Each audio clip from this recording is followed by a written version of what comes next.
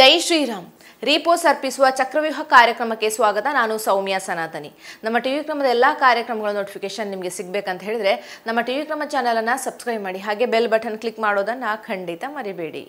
ವೀಕ್ಷಕರೇ, ಕಳೆದ 8-10 ದಿನಗಳಿಂದ ನೀವು ಪ್ರಿಯಾಂಕ್ ಖರ್ಗೆ, ಸಿಎಂ ಸಿದ್ದರಾಮಯ್ಯ ಸೇರಿ ರಾಜ್ಯದ ಹಲವು ಕಾಂಗ್ರೆಸ್ ನಾಯಕರು RSS ಬಗ್ಗೆ ವಿಷ ಕಾರ್ಕೊಂಡಿದ್ದನ್ನ ನೋಡಿರ್ತೀರಾ, ಕೇಳೂ ಇರ್ತೀರಾ. ದೇಶದಲ್ಲಿ ರಾಷ್ಟ್ರೀಯವಾದವನ್ನು ಬಿತ್ತುವಂತಹ ಯುವ ಜನತೆಯಲ್ಲಿ ದೇಶ ಪ್ರೇಮವನ್ನು ಅರಳಿಸುವ ಅಪ್ಪಟ ದೇಶಪ್ರೇಮಿ ಸಂಘಟನೆಯಾದಂತಹ RSS ಅನ್ನು ನಿಷೇಧಿಸಬೇಕು, ಹೇಗಾದ್ರೂ ಮಾಡಿ ರಾಜ್ಯದಲ್ಲಿ ದೇಶದಲ್ಲಿ ಸಂಘ ಪರಿವಾರವನ್ನು ನಿಯಂತ್ರಿಸಬೇಕು ಅನ್ನೋ ಹಗಲು ಕನಸು ಕಾಣುವವರ ಸಂಖ್ಯೆ ಜಾಸ್ತಿ ಆಗಿಬಿಟ್ಟಿದೆ. ಅದರಲ್ಲೂ ರಾಜ್ಯದ ಸಮಸ್ಯೆಗಳು, ಉತ್ತರ ಕರ್ನಾಟಕದ ದುಸ್ಥಿತಿ, ನೆರೆ ಪರಿಹಾರ ಕೊಡದೆ ನಿದ್ದೆಯಲ್ಲಿರುವಂಥ ಪ್ರಿಯಾಂಕ್ ಖರ್ಗೆ ಅಂತೂ RSS ಅನ್ನು ನಿರ್ಬಂಧಿಸೋದಕ್ಕೆ ಇನ್ನಿಲ್ಲದ ಪ್ರಯತ್ನ ಮಾಡ್ತಾ ಇದ್ದಾರೆ. ಆಡು ಭಾಷೆಯಲ್ಲಿ ಹೇಳೋದಾದರೆ ಅವರು ತಿರುಕನ ಕನಸು ಕಾಣ್ತಾ ಇದ್ದಾರೆ. ಆದರೆ ತಿರುಕನ ಕನಸು ಎಂದಿಗೂ ನನಸಾಗೋದಿಲ್ಲ. ಅದರಲ್ಲೂ RSSನಂತಹ ದೇಶ ಪ್ರೇಮಿ ಸಂಘಟನೆಯ ವಿಷಯದಲ್ಲಿ ಯಾವ ಕುತಂತ್ರದ ಬೇಳೆಯೂ ಬೇಯೋದಿಲ್ಲ ಅನ್ನೋದನ್ನು ತಿಳ್ಕೊಳ್ಳೋದಕ್ಕೆ ಖರ್ಗೆಗೆ ಸ್ವಲ್ಪ ಸಮಯ ಬೇಕಾಗುತ್ತೆ. ಅಷ್ಟಕ್ಕೂ ಪ್ರಿಯಾಂಕ್ ಖರ್ಗೆ ಅವರಿಗೆ ಯಾಕೆ RSS ಅಂದರೆ ಸಿಟ್ಟು, ಇಷ್ಟ್ಯಾಕೆ ಭಯ ಅನ್ನೋದು ನಿಮ್ಗೇನಾದರೂ ಗೊತ್ತಿದೆಯಾ? ಖಂಡಿತವಾಗಿಯೂ ಅವರು ಕಾಂಗ್ರೆಸ್ ಸಿದ್ಧಾಂತದಿಂದಾಗಿ RSS ಅನ್ನು ವಿರೋಧಿಸ್ತಾ ಇಲ್ಲ. ಯಾಕಂದರೆ ಕಾಂಗ್ರೆಸ್ನಲ್ಲೇ RSS ಅನ್ನು ಪರೋಕ್ಷವಾಗಿ ಬೆಂಬಲಿಸುವ, ಗೌರವಿಸುವ ನಾಯಕರು ಇದ್ದಾರೆ. ವಿಧಾನಸೌಧದಲ್ಲೇ ನಮಸ್ತೆ ಸದಾ ವತ್ಸಲೆ ಅಂತ ಹಾಡೋ ನಾಯಕರೂ ಇದ್ದಾರೆ. ರಾಹುಲ್ ಗಾಂಧಿ, ಸೋನಿಯಾ ಗಾಂಧಿ ಸೇರಿ ಹಲವು ನಾಯಕರ ಬಾಯಲ್ಲಿ RSS ಅನ್ನು ನಿಷೇಧಿಸುವಂತಹ ಮಾತುಗಳು ಬಂದಿಲ್ಲ. ಅಷ್ಟಕ್ಕೂ ನಿಷೇಧಿಸೋದಕ್ಕೆ RSS ಯಾವ ದೇಶದ್ರೋಹಿ, ಸಮಾಜ ವಿರೋಧಿ ಕೆಲಸವನ್ನು ಮಾಡಿಲ್ಲ. ಹೀಗಿದ್ರೂ ಪ್ರಿಯಾಂಕ್ ಖರ್ಗೆ ಅನ್ನುವಂತಹ ಯಕಶ್ಚಿತ್ ಸಚಿವ RSS ನಿಷೇಧದ ಬಗ್ಗೆ ಮಾತಾಡ್ತಾರೆ. RSS ಬಗ್ಗೆ ಅವರಿಗೆ ತುಂಬಾ ಭಯ ಇದೆ ಅನ್ನೋದಕ್ಕೆ ವೈಯಕ್ತಿಕ ಕಾರಣವೇ ಇದೆ. ಆ ವೈಯಕ್ತಿಕ ಕಾರಣ ಏನು, ಯಾಕೆ ಭಯ ಪಡ್ತಾರೆ ಅನ್ನೋದನ್ನ ನಾವು ಹೇಳ್ತೀವಿ, ಕೇಳಿ. ಹೌದು ವೀಕ್ಷಕರೇ, ಪ್ರಿಯಾಂಕ್ ಖರ್ಗೆ ಹಾಗೂ ಅವರ ತಂದೆ ಮಲ್ಲಿಕಾರ್ಜುನ ಖರ್ಗೆ ಅವರಿಗೆ RSS ಕಂಡ್ರೆ ಹೆಚ್ಚು ಭಯ ಇದೆ. ಯಾಕಂದ್ರೆ 1919 ಲೋಕಸಭಾ ಚುನಾವಣೆಯಲ್ಲಿ ಕಲಬುರಗಿ ಕ್ಷೇತ್ರದಲ್ಲಿ ಮಲ್ಲಿಕಾರ್ಜುನ ಖರ್ಗೆ ಅವರನ್ನ ಸೋಲಿಸಿದ್ದರ ಹಿಂದೆ RSS ಮುಖಂಡರ ಶ್ರಮ, BJP ನಾಯಕರ ಒಗ್ಗಟ್ಟು ಇತ್ತು. ನನ್ನ ಸೋಲಿಗೆ RSS ಶ್ರಮವೇ ಕಾರಣ ಅನ್ನೋ ಭಾವನೆ ಮಲ್ಲಿಕಾರ್ಜುನ ಖರ್ಗೆ ಹಾಗೂ ಪ್ರಿಯಾಂಕ್ ಖರ್ಗೆ ಅವರಿಗೆ ತುಂಬಾ ಇದೆ. Repos Super Offer Repos Bumper Offer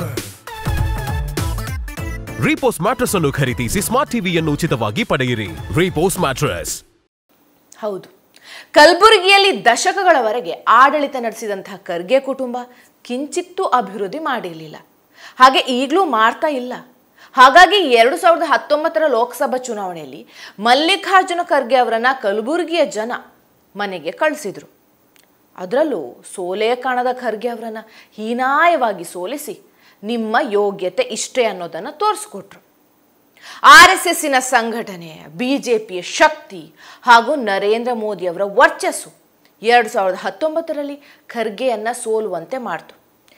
ಈ ಸೋಲಿನ ನೋವು ಇನ್ನೂ ಕೂಡ ಹಿರಿಖರ್ಗೆ ಹಾಗೂ ಮರಿಖರ್ಗೆ ಅವರಿಗೆ ಸಹಿಸ್ಕೊಳ್ಳೋದಕ್ಕೆ ಆಗ್ತಾನೇ ಇಲ್ಲ. ಹಾಗಾಗಿ ಅವರು RSS ವಿರುದ್ಧ ಇಲ್ಲ ಸಲ್ಲದ ಆರೋಪ ಮಾಡ್ತಾನೆ ಇದ್ದಾರೆ, ಕುತಂತ್ರ ಮಾಡ್ತಾ ಇದ್ದಾರೆ. 2019 ಲೋಕಸಭಾ ಚುನಾವಣೆಯಲ್ಲಿ ಜನ ಹಾಗೂ BJP ಮಾಡಿದ ಗಾಯದ ನೋವು ಇನ್ನೂ ಖರ್ಗೆ ಅವರಿಗೆ ಕಾಡ್ತಾ ಇದೆ. ಅದರಲ್ಲೂ ಲೋಕಸಭೆ ಚುನಾವಣೆಯಲ್ಲಿ RSS ಹಿನ್ನೆಲೆಯ ಎನ್ ರವಿಕುಮಾರ್ ಸೇರಿ ಹಲವರು ಖರ್ಗೆ ಕುಟುಂಬದ ಬಣ್ಣವನ್ನ ಬಯಲು ಮಾಡಿದ್ರು. ಖರ್ಗೆ ಕುಟುಂಬ ಯಾಕೆ ದಶಕಗಳವರೆಗೆ ಆಡಳಿತ ಮಾಡಿದ್ರು ಕೂಡ ಕಲಬುರಗಿಯನ್ನ ಅಭಿವೃದ್ಧಿ ಮಾಡಲಿಲ್ಲ? ಅವರು ಮಾತ್ರ ಯಾಕೆ ಶ್ರೀಮಂತರಾಗಿದ್ದಾರೆ?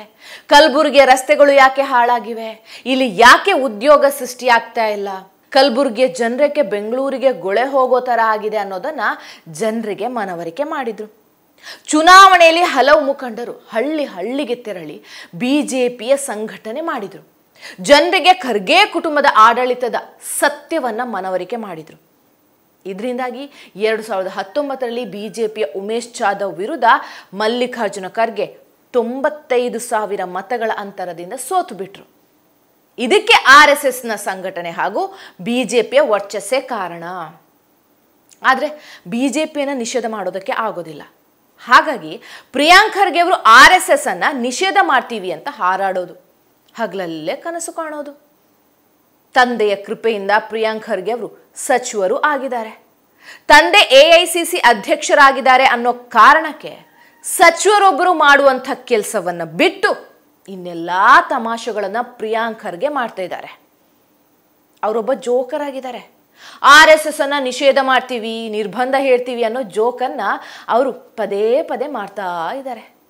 ಆದರೆ ಇದಕ್ಕೆ ನ್ಯಾಯಾಲಯವೇ ತಣ್ಣೀರು ಎರಚಿದೆ. ಚಿತ್ತಾಪುರದಲ್ಲಿ RSS ಪಥಸಂಚಲನ ನಡೆಸೋದಕ್ಕೆ ನ್ಯಾಯಾಲಯವೇ ಅನುಮತಿ ನೀಡಿದೆ. ನವೆಂಬರ್ 2ರಂದು ಚಿತ್ತಾಪುರದಲ್ಲಿ RSS ಪಥಸಂಚಲನ ನಡೆಯುತ್ತೆ. ಅದರಲ್ಲಿ ಯಾವುದೇ ಡೌಟೇ ಬೇಡ.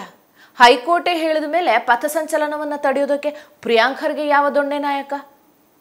ಹಾಗೆ ನೋಡಿದರೆ ಚಿತ್ತಾಪುರದಲ್ಲಿ 100 ಸ್ವಯಂ ಸೇವಕರು ಪಥಸಂಚಲನ ಮಾಡೋರಿದ್ರು.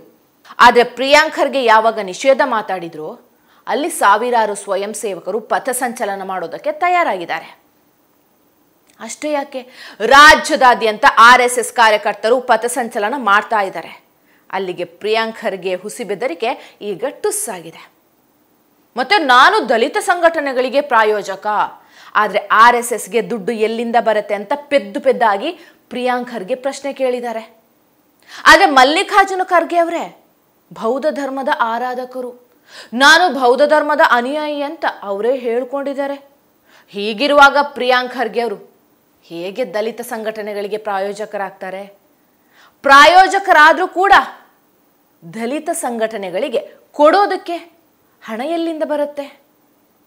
ವೋಟು ಬ್ಯಾಂಕಿಗಾಗಿ ದಲಿತರನ್ನ ಎತ್ತಿ ಕಟ್ತಾ ಇರುವಂಥ ಪ್ರಿಯಾಂಕ್ ಖರ್ಗೆ ಅವರು ದಲಿತ ಸಂಘಟನೆಗಳಿಗೆ ನೀಡಿದ ಹಣದ ಲೆಕ್ಕ ಕೊಟ್ಟಿದ್ದಾರಾ? ಮುಂದಿನ ದಿನಗಳಲ್ಲಿ ಲೆಕ್ಕ ಕೊಡ್ತಾರಾ?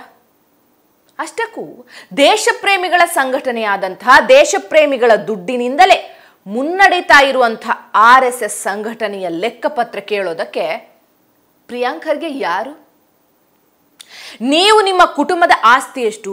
ಕಲಬುರಗಿಯಿಂದ ಬೆಂಗಳೂರಿನ ಸದಾಶಿವ ನಗರದವರೆಗೆ ಐಷಾರಾಮಿ ಮನೆಗಳನ್ನು ಹೊಂದಿರುವಂಥ ನಿಮಗೆ ದುಡ್ಡು ಎಲ್ಲಿಂದ ಬಂತು?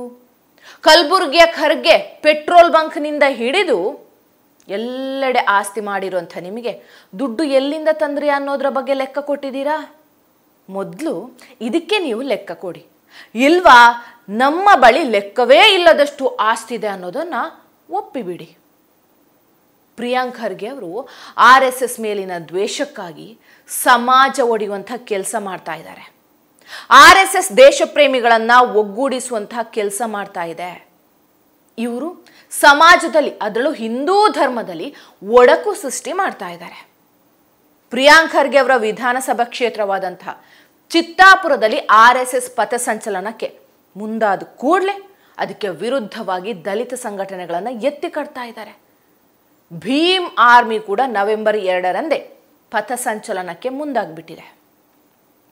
ದಲಿತ ಸಂಘಟನೆಗಳ ಪ್ರಾಯೋಜಕ ನಾನೇ ಅಂತ ಘಂಟಾಘೋಷವಾಗಿ ಹೇಳ್ಕೊಂಡಿರುವಂಥ ಪ್ರಿಯಾಂಕ್ ಖರ್ಗೆ ಅವರೇ ದಲಿತ ಸಂಘಟನೆಗಳನ್ನು ಎತ್ತಿ ಕಟ್ತಾ ಇದ್ದಾರೆ ಅನ್ನೋದ್ರಲ್ಲಿ ಯಾವುದೇ ಡೌಟ್ ಇಲ್ಲ.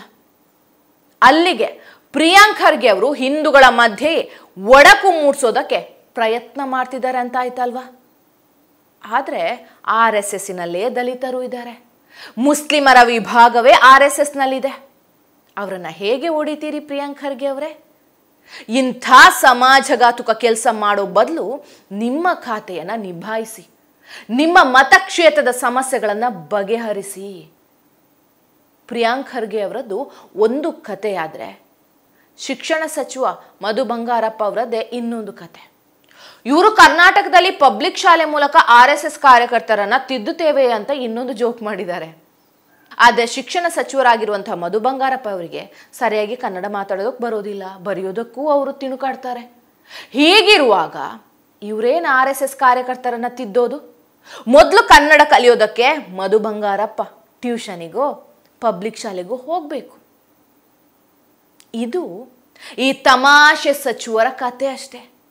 ಈಗಾಗಲೇ RSS ಅನ್ನ ನಿಷೇಧ ಮಾಡ್ತೀವಿ ಅಂತ ಹೋದವರು ಮಣ್ಣು ಮುಕ್ಕಿದ್ದಾರೆ. RSS ತಂಟೆಗೆ ಬಂದರೆ ಏನಾಗುತ್ತೆ ಅನ್ನೋದು ಸಿದ್ದರಾಮಯ್ಯನವರಿಗೂ ಗೊತ್ತಿದೆ. ನಾನು RSS ಅನ್ನು ನಿಷೇಧ ಮಾಡ್ತೀನಿ ಅಂತ ಎಲ್ಲೂ ಹೇಳಲಿಲ್ಲ ಅಂತ CM ಸ್ಪಷ್ಟನೆ ಕೊಟ್ಟಿದ್ದಾರೆ. ಹಾಗಾಗಿ ಪ್ರಿಯಾಂಕ್ ಖರ್ಗೆ ಅವರೀಗ RSS ವಿರುದ್ಧ ಮಾತನಾಡಿ ಏಕಾಂಗಿಯಾಗಿಬಿಟ್ಟಿದ್ದಾರೆ. ಪ್ರಿಯಾಂಕ್ ಖರ್ಗೆ ಪರ ಈಗ ಯಾರೂ ಇಲ್ಲ. RSS ನಿಷೇಧಿಸ್ತೀನಿ ಅಂತ ಹೊರಟಿರುವಂತಹ ಪ್ರಿಯಾಂಕ್ ಖರ್ಗೆ ಮುಂದೆಯೂ ಏಕಾಂಗಿ. ನೆನಪಿರ್ಲಿ ಮರಿ ಖರ್ಗೆ ಅವರೇ. Repos Super Offer.